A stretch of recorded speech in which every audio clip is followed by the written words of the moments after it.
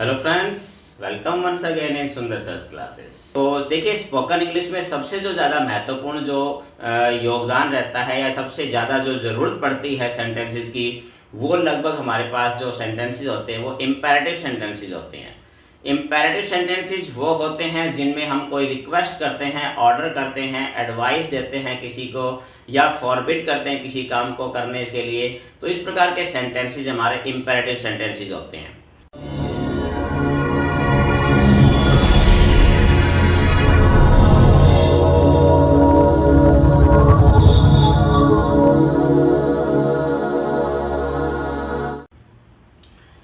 तो स्टूडेंट, सबसे पहले अगर हम बात करें इंपेरेटिव सेंटेंसेस की, तो इंपेरेटिव सेंटेंसेस में मैंने आपको बताया कि order, request, suggestion, advice, forbidden etcetera, ये सारी चीज़ें इसके अंदर होती हैं। तो इस प्रकार ये चीज़ें हमने मानी जाती है इसमें कि इंपेरेटिव सेंटेंसेस वो होते हैं। अब इसके अंतर्गत क्या होता है कि हमारे पास इंपेरेटिव सेंटेंसेस दो प्रकार के होते हैं। तो पार्ट 1 के अंदर मैं सिर्फ आपको फर्स्ट टाइप के जो बता रहा हूँ इंपेरेटिव सेंटेंसेस, वो इंपेरेटिव सेंटेंस जिनमें सेकंड पर्सन जो है वो सब्जेक्ट माना जाता है, यानी कि वो इंपेरेटिव सेंटेंस जिसमें सब्जेक्ट जो हमारा वो सेकंड पर्सन होता है। तो इस प्रकार का अगर सेंटेंस है तो उसकी स्ट्रक्चर क्या होगी, उसके अंदर सब्जेक्ट यू होता है, सेकंड पर्सन होता है, और वर्ब की फर्स्ट फॉर्म ऑब्जेक्ट और अदर वर्ड्स। वैसे इंपेरेटिव सेंटेंस की स्ट्रक्चर मैं आपको पिछली वीडियो में बता चुका हूं। तो ये यू मैंने ब्रैकेट में इसलिए दिया है क्योंकि यू को हम लिखते नहीं है, ये अंडरस्टूड होता है, इसलिए हिडन सब्जेक्ट होता है ये हमारे पास। अभी हम कभी भी इसको हम लिखते नहीं है सेकंड पर्सन में। तो चलिए देखिए, इसके बाद अगर बात हमारे पास अगर नेगेटिव सेंटेंस की हो, नेगेटिव सेंटेंस की अगर बात आए तो नेगेटिव सेंटेंस के अंदर हम डोंट या फिर नेवर का यूज हम करते हैं। डोंट या नेवर का यूज हम करते हैं इसके लिए। तो चलिए कुछ एग्जाम्पल हम इसके देख लेते हैं, फिर भी कोई प्रॉब्लम रहती है तो आप प्रैक्टिस एक्सरसाइज में उसका सॉल्यूशन देख सकते हैं। तो चलिए, जैसे हमारे पास पहला एग्जाम्पल है, बाहर जाओ।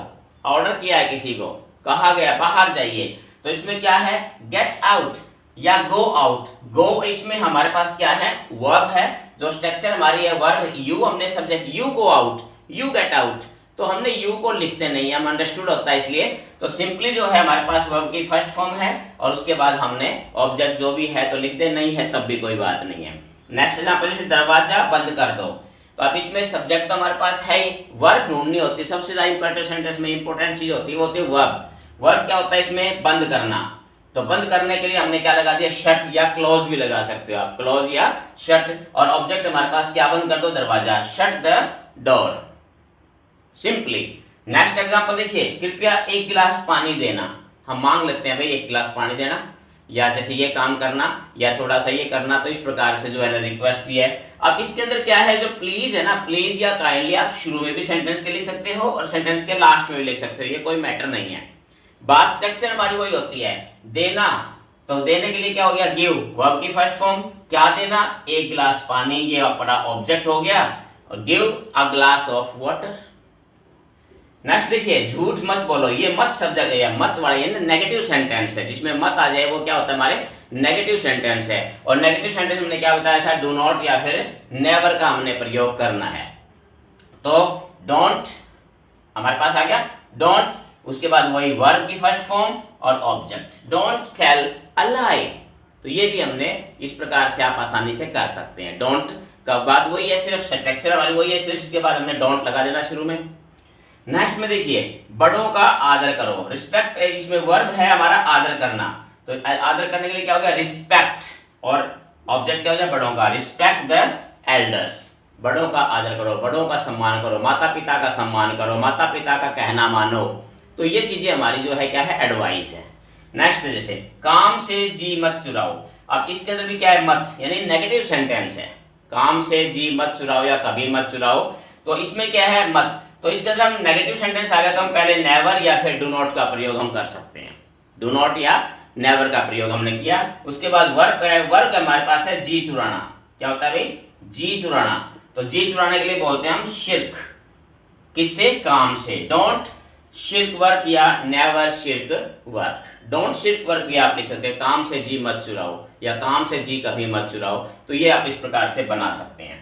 नेक्स्ट में देखिए, अंदर जाओ और इंतजार करो। अब इसमें देखिए, अगर देखा जाए तो दो इंपेरेटिव सेंटेंसेस को हमने एक बना दिया है। तो इसमें घबराने की बात नहीं, इस प्रकार के सेंटेंस आप आसानी से बना सकते हैं। देखिए जैसे अंदर जाओ, तो सबसे पहले हमने अंदर जाओ का वर्ब क्या है, गो इनसाइड, जाना या गो इनसाइड, और कंजक्शन लगा दिया, एंड इंतजार करो, वेट।